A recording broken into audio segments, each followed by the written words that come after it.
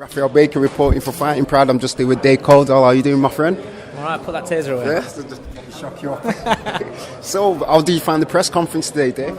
It was good, all good fun. There's a lot of respect between both camps. I can't really speak for their side, but from our side, there's a lot of respect, and it seems as though there's a lot of respect from their side as well.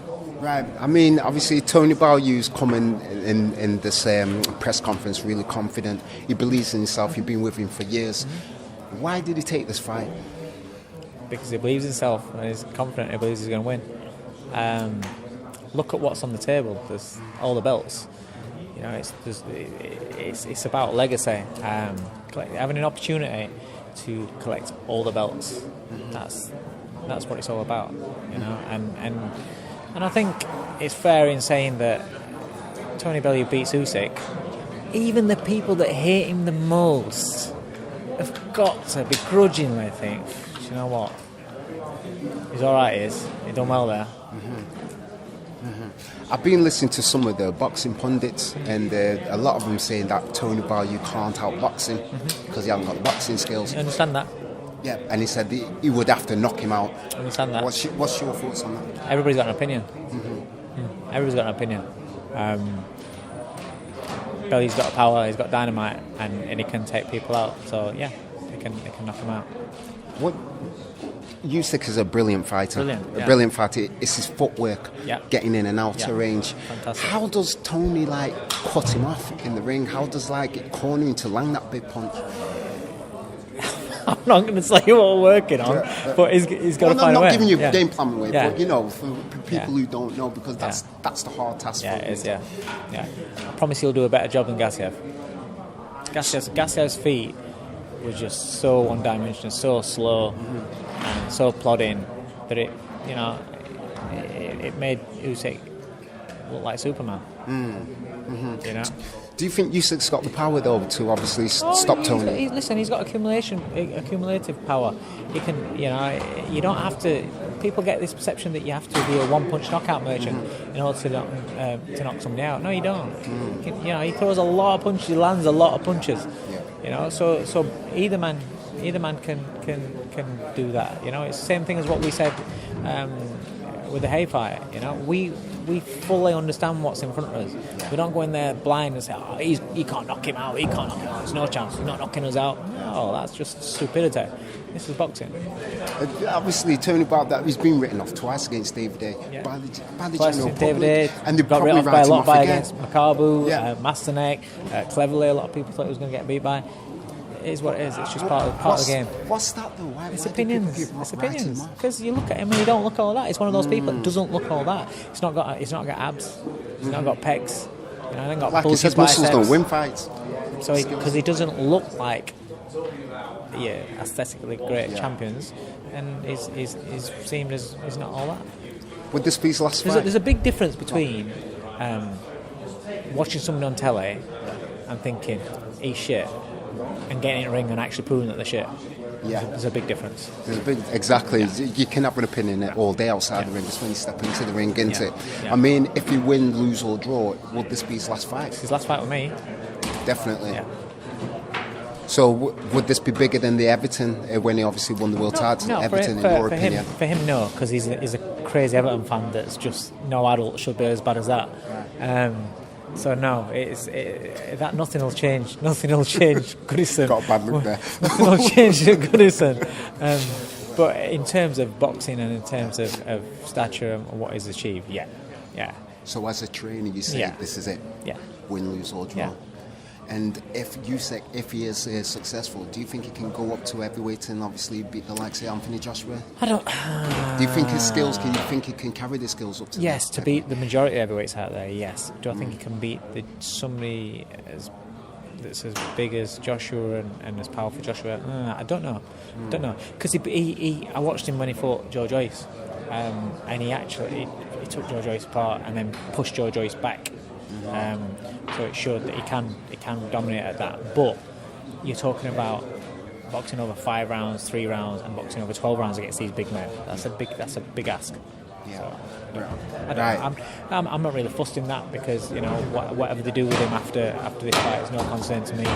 as far as I'm concerned, we're aiming to burst a bubble on November 10th. Yeah, so what would it mean to you if he did actually beat Everything. you? Everything. Would that be the highlight of your career? Oh, what do you think? It's come on, what do you think? It's be the highlight of my career. It's the undisputed championship at World. You know, it doesn't get any bigger than that. Yeah. It doesn't get any bigger than that.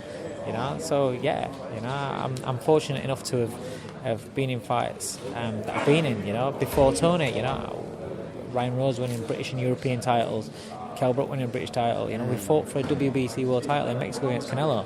You know, they were all big nights. The nights that I've had with Bellew surpass anything that I achieved beforehand. And it's been nicer because we've always been the underdog, so it's great.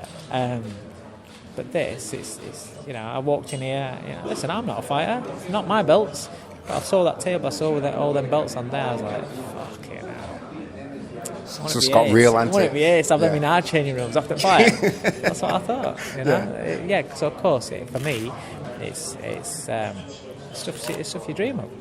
Do you think he will get the accolade that he deserves at the end of his career if he does beat Usyk? Well, come on, this is what I'm saying to you. Because you know how the general public are, don't they? No, let me just say this. If you go and win every belt out there that's to win, right, how can you not be given credit? Let me ask you. I give him all the credit from even if you hate him, you would have to. You would have to. You still, like I said, you still have to think, fucking hell, I can't stand it. Oh, got it. He's won all that. You've got to give him credit. Yeah. You've got to give him credit. So he's going to get credit. Yeah. Fantastic. And obviously the fight over the weekend, I'll do is see Anthony Joshua's performance on the weekend. Do you know what? People love to hate and love to slag people off, but we said before the fight, Povetkin's a good fighter. Povetkin is a good fighter. You know. AJ was trying something new in that fight. I like the fact that he's going there and he's adapting his style and he's changing his style up. He's adding things to it. He's not just going in the same sort of way. If you look at the fight against Dylan White, look at his fights recently. He's getting better on his legs. He's getting more subtle. He's getting more loose. And then you look at the fight on Saturday. His upper body movement was fantastic. He's a lot more mobile. His legs, he was moving around everything. Was he getting 8 shots? Yeah, he was. Yeah, but did he ride it out and did he show himself to be a champion? Did he do something that nobody's done to Povetkin? Yeah. So I thought he ended up a fantastic performance, fantastic finish, with some bumpy moments along the way, which is what you want if you want your fighter to develop. You can't have easy fights all the way through. Because listen, if he fights Deontay Wilder, there's chances are that he's going to get hurt, he's going to have rocky moments, and he's got to come through it. There's no good having everything your own way, and the first time you get clipped and you're having rocky moments, you don't know what to do to get through it, and you're not experienced it, it's shocked and shit, it's all gone to pot, and then you get beat. Because we've seen that with prospects before, we've seen that with champions before. They're great when they're on top, but when they're not on top, they can't claw it back. Once it starts going away from them, they can't claw it back. There's a big difference between real champions and high quality fighters that can and can't do that. You can't be an high quality real champion if you can't claw it back. That's very true. And what's your take on Fury and Wilder? Do you think that fight's going to happen? Because there's no venue being announced yet. I can't see why not. They're both, you know, they haven't got a fight signed against anybody else yet, so I can't see why not. And you know, Tyson Fury says it's happening. Deontay Wilder says it's happening, so I can't see why it's not happening. I don't get, you know, people that are saying it's not going to happen. Do you think it's too early for Tyson Fury? Yeah. But that's only my opinion. I don't see Tyson Fury training. The only thing that I see is that he's had all his time out. He's done phenomenally well to come back. He's fought 2 low-level opponents, and then he's stepping right into fight Deontay Wilder. That's my worry for him. Do I want him to win? Yeah. Do I want him to prove me wrong? Yeah. But I just think that's a little bit early. I think you've just jumped it. I like the fact that they had a couple of soft opponents, and I thought they'll step it up. I thought they'd keep him more active and they'd step up and fight somebody else at a higher level and then chase it. I'm just a little bit worried about that. But I don't see him behind closed doors. I don't know what he's doing in the gym. It's only the same as people writing us off against Usyk. So it's only my opinion, that's what I'm saying. It doesn't mean shit. Yeah. You know, just like people's opinions that say that we were going to get smashed by David A. doesn't mean shit. Right? It's my opinion, because unless you see things behind closed doors, you don't know what that man's capable of. So you see everything on the outside, judging on he's had a period of inactivity, he's fought 2 low-level opponents, nice fighting him.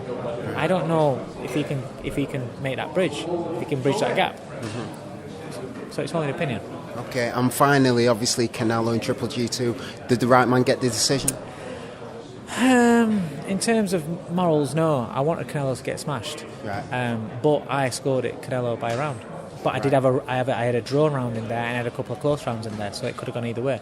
But I don't see it as a robbery. But I thought Canelo won it by a round. Okay. And do you have any final words, Dave? Just to thank everybody that's given us support over the years with Tony, and just to tune in, because it's going to be his last fight, and it'd be nice to get support for those that don't support him and that hate him. Thanks for talking about him, because we're here with him as a big name because people talk about him. Right. Dave Coldwell, wish you all the best in training camp. We'll catch up with you in 5 weeks.